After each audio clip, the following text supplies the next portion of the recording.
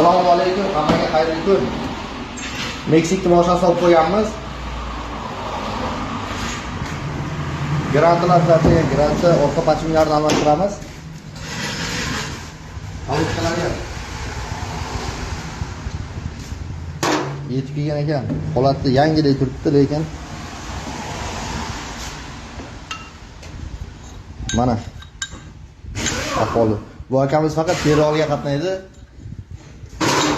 Non yopadi. Hasanboyning mashinasi. Orqa kalutkalari mana ko'chib ketgan. Mashinakalardan. Yangi kalutkalar qo'yib, ishlarni bitirib beramiz. Moshani mana grantlarni yechib olganmiz buni. Almashtirib o'tgandik. Bu moshinamiz yo'lda qatnaverib, bu orqa kalutkalari ham chiqib qoldi mana.